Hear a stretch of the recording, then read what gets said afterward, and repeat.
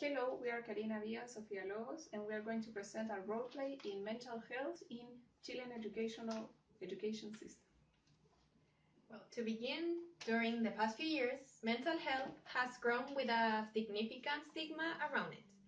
This stigma makes difficult the acceptance of a mental issue or challenge in oneself as in others. Nevertheless, through the past few years, society in general has been conscientized that mental health is important and how our past experiences affect us mentally, and the importance of addressing these issues. In order to understand this stigma and how they are represented in our society, it is necessary to understand what it entails and what mental health means.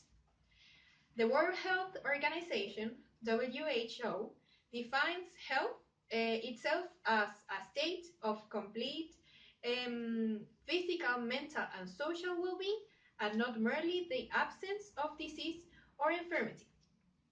The Mental Health Commission of Canada, MHCC, asks that many people living with mental illness say the stigma they face is often worse than the illness itself. This is because when an individual is labeled with a mental health issue or challenge, it is forgotten that he or she possesses inherent strengths, and it seems that this label is more important than other characteristics. Now, if mental health is this important, then why are we not addressing it as a society and in our classrooms? The truth is that there is little resources and time devoted to this pivotal topic. We live under a neoliberal economic system which forces us or expects us to produce, and this pushes us to see quantitative value in everything, from personal relationships to the act of others and how we ourselves behave. So from students to workers, people are expected to compete with each other for a better position, better money, better grades, better university, etc. However, the competition is not always fair, and social cycles are perpetuated. For this reason, for example, social mobility is so complicated. So, according to MinSal, there was a study called Estudio de Epidemiología Psiquiátrica, and in this study, it was said that 32% of people in Chile declared that they had a mental illness. It is not a small percentage, and it includes only the people that actually declared this illness. So, in Chile, people are living with mental illnesses, for example, depression or anxiety. And our social system forces people to neglect this part of our living. The competitive system in which we live does not help us to live a quiet life. So now we have to focus more explicitly in our education system.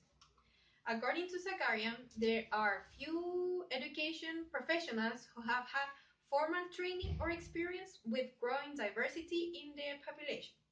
Today, Chilean classrooms are not the same as they were 5 years ago, and as a result of the social elements that we just mentioned, the student characteristics have changed too.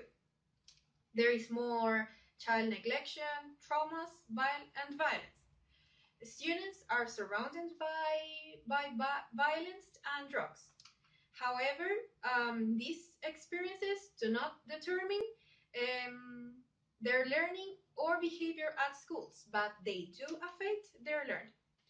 As Soares and Hall says it, these struggles bleed into the school's environment.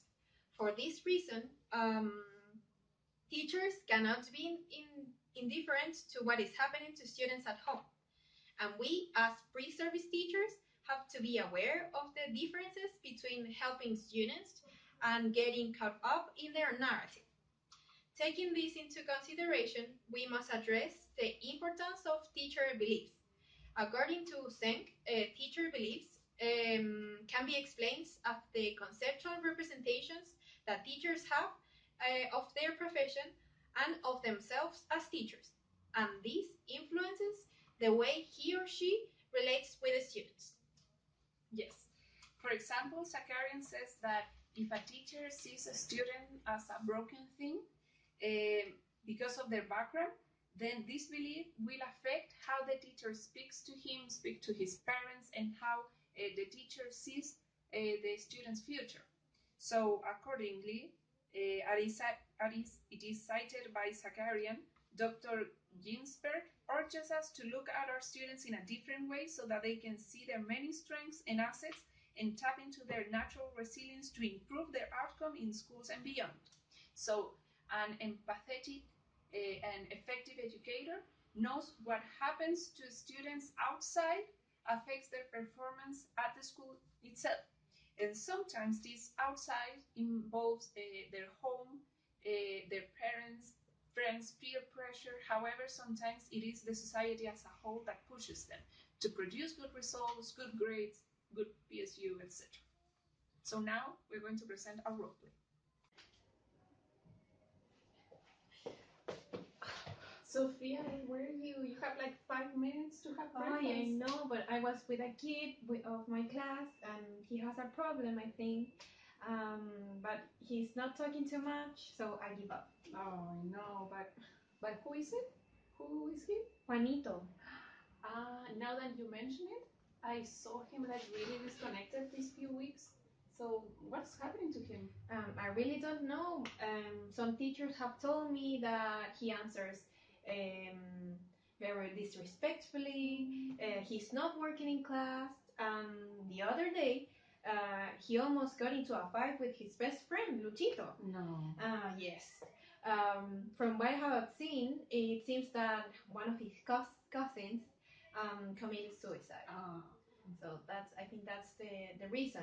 And also, I think he's kind of worried about the PSU. So it's a lot of pressure. Yes. But I think this is all terrible, but this goes far beyond PSU. I mean, these kids are going through so many things, like they have to have good grades, and then the school pushes them. I think this goes beyond PSU. I know, but it's his future, and he does not want to be helped, so I can't do much. And I don't know what else can I do? Yes. This whole topic, it makes me uncomfortable. Yes, I know. Now I know why he acts so violently. But last year I remember that it happened something similar to an 8th grade, and the homeroom teacher, had to talk with the student and with her parents. But once they saw that the student was okay again, we never talked about mental health ever again. So I think that you, as his homeroom teacher, have to be very careful with what you say and not to him. I know. I tried to call his parents, but they didn't answer. So I think that they don't care about this student. He's not my son, and I am not a psychologist. Yes, no, you're not. But I think that we don't have to be professionals, like to help him. Try to help him. I think. If this topic would be more broadly discussed here at school and at his home, and then maybe my students wouldn't feel so scared to talk to me about this topic. Yes. And when was the last time you talked to him? Because we teachers have to answer to all these problems that students bring, but we also have to take care of ourselves. I think it's stressful for you. But when was the last time you talked to him? I talked to him last week. When the art teacher told me that he didn't bring their materials, and I tried to talk to him today. Well, that's not enough. I tried to talk to him, but he wouldn't say a word. Yeah, I think that we should propose, like, to the school community, maybe doing a mental health week or something like that, because I think these students in general are going through the same things. So it's really important that we discuss these topics. I think it's a really good idea, but we are not professionals, so how are we going to deal with it? Yeah, I think that we have to prepare ourselves, we have to study, and maybe help teachers study about these things and how to give students the tools they need to build their resilience. Yes, you're right. We don't have to be professionals to help our students and to show them what we care about them. Yeah. So with this roleplay, we wanted to show how different stressors affect the students' performance at school. So for example, in this roleplay, we had that there was a very serious family issue, such as suicide. Parents' involvement was important, and also the importance and pressure that it's given to the PSU. So, while at the same time we wanted to show also that the incidence of teachers' beliefs in students' mental health and how the disposition we all have towards this issue can make the difference for better or for worse. Finally, we think that there are strategies and contributions for teachers to address mental health in Chile's education system. Therefore, in order to improve these practices, we thought about some practical proposals. So, in first place, we strongly believe that teachers have to take care of themselves. So, self-care is an important feature in our proposal because teachers are the ones in charge of the students inside the classroom, and these students need someone mentally healthy. Consequently, teachers have to attend their own necessities. For this proposal, we have three strategies, that is to do mindfulness, to do exercise, and to sleep well. We think that by doing this, the assessment of their beliefs will guide them to see how their practices impact students when they need them. Inside the classroom, we would develop strategies to foster a more positive learning environment.